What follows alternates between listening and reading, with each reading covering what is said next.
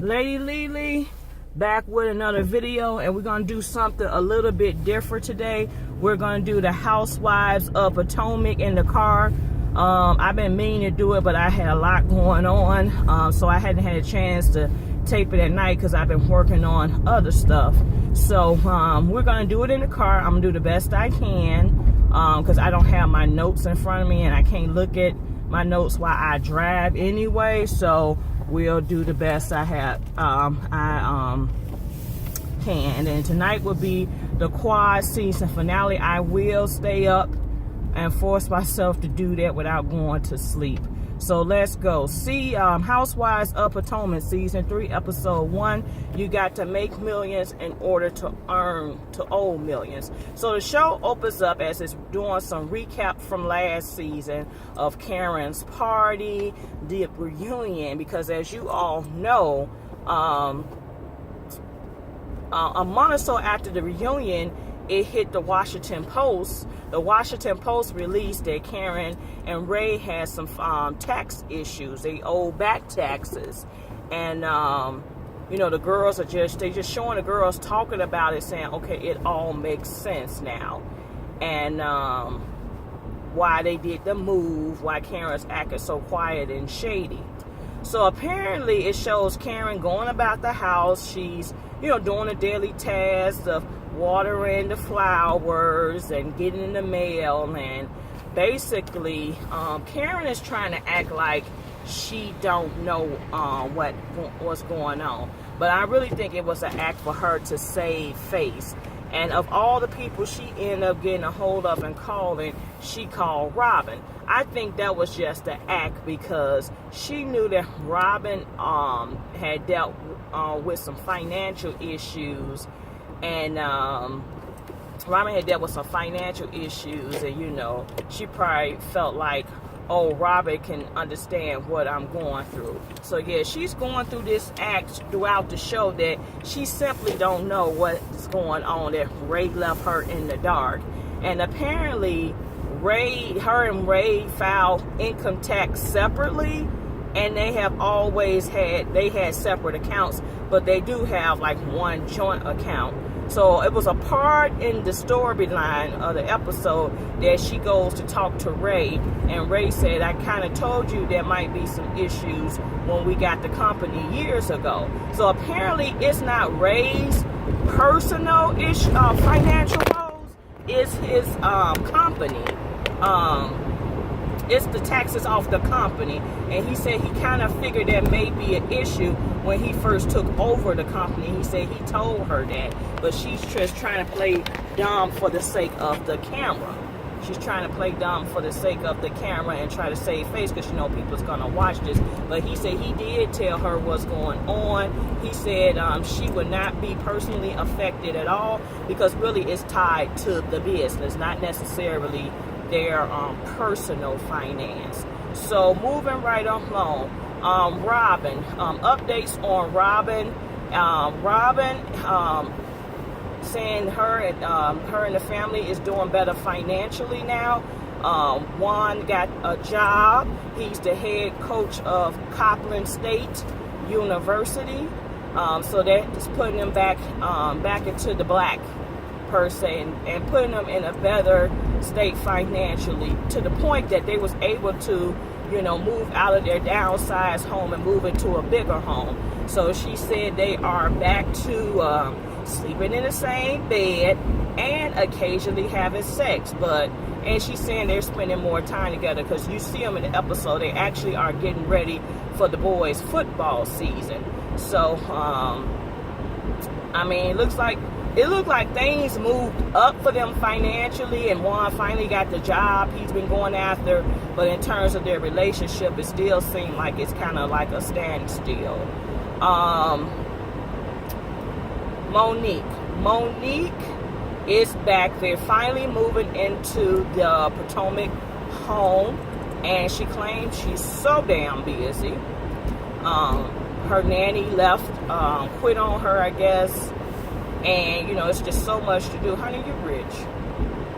You're rich, your man got money. What are you stressed out for?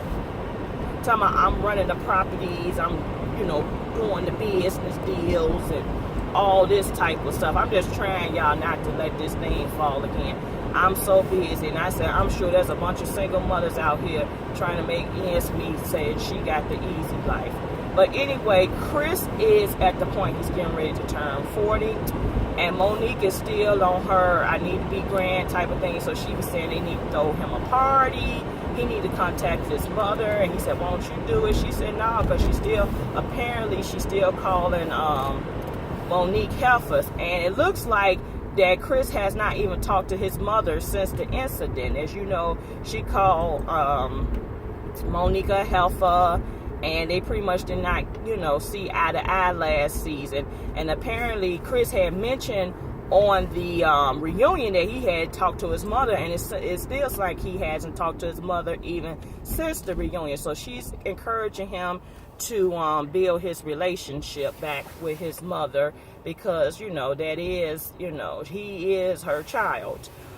She also goes on, Monique is still kind of braggadocious. She's just talking about how she loves the house, and she's neighbors with Sharice and the people that own the Marriott. She said the Marriotts and the Redskins owners. So I guess, she's saying she's centered around elite, which it still goes back to being braggalicious. So we'll see what happens with her. Ashley, we go on to Ashley. Ashley, as you all know from the reunion, Ashley and Michael had separated. It got to the point that Ashley even moved out and got her own apartment. Well, the episode brings us that where she at is that the lease is up to her apartment, and she had decided to move back in with Ray, and not Ray, Michael. And her friends comes over to, help her pack and give her more support. And she's telling her friend that, it got so bad at one point when they was arguing back and forth that he actually pulled her clothes out of the closet and told her to get the hell out.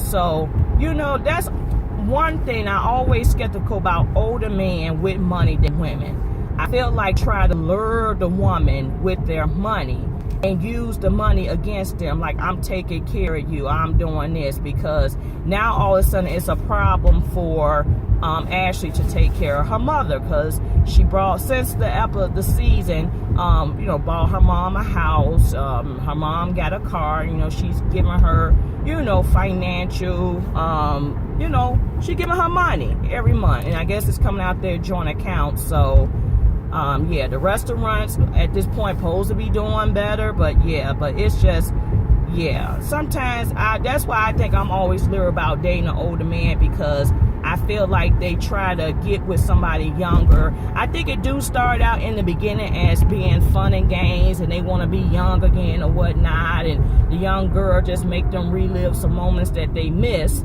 But I also think it's a ploy, because they want to control the young woman. They, don't want to deal with nobody with their age, because somebody their age gonna put them in their place. So it shows her moving out, and apparently right before she was moving out, they had another fight. So she, stormed out and went back to the apartment, but she decided to go ahead and move back in with Michael.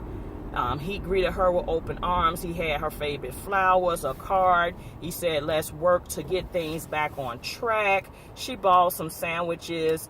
And, I think what a big issue is going to be the situation with his mother, because he brought the situation with her mother back up. So we're going to see how that unfolds. So Giselle and Ashley supposed to be good friends now, because she's been the one calling Ashley, also trying to, give us some support and tell her not to make any rash decisions in terms of Michael moving out and whatnot. She is still dating Sherman. They've been dating for a year, and she said Sherman told her that all he wants for her is the 2 F's, and she ain't really good with cooking, so you know what the other F stands for. Sherman was also able to meet her daughters. for the first time, and she said when they met, the girls had a lot of questions for them, because I guess Sherman is really the only man her daughters have met since she's been divorced and started back dating. So I guess they're at a level of comfort now to be, for him to be revealed to the family. So good for her. I'm trying to go down the list. I think that's everybody, because as you all may know, Sharice is not on this season. She was not in the lineup. Apparently there's going to be a new girl, Candace, who is friends with Ashley, who she met through the pageant world. So I guess we're going to highlight her next week, but she was not in the first episode, so I guess we'll introduce her next week. So one of the meetups that did happen that stood out was Robin and Karen. I think that's how the episode had ended. Karen was doing a lunch to tell Robin thank you for, being supportive and being on the phone for her 3 hours. And she said she really listened to her and saying, wait for Ray to talk to you and all this good stuff. But Robin, Robin was saying, yeah, okay. But then she said, I'm just confused, condescending. She was more condescending.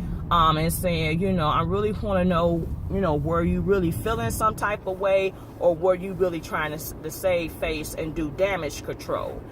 Try to get ahead of it before it really got ugly.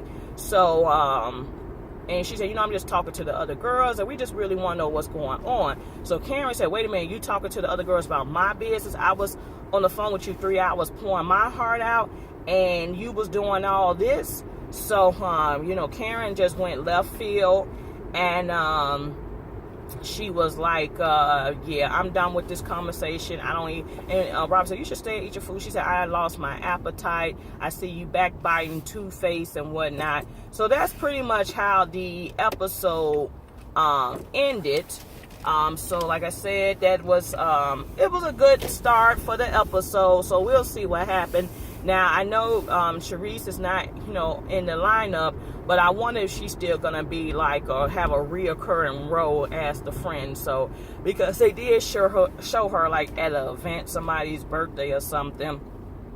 So I wonder if she's just going to make an appearance.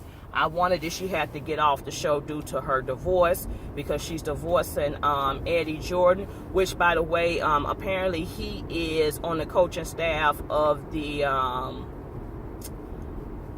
is it the Charlotte Hornets? The Hornets or New Orleans? Well, who has the Hornets now? Is it? I don't know if it's Charlotte anymore. Is it Charlotte?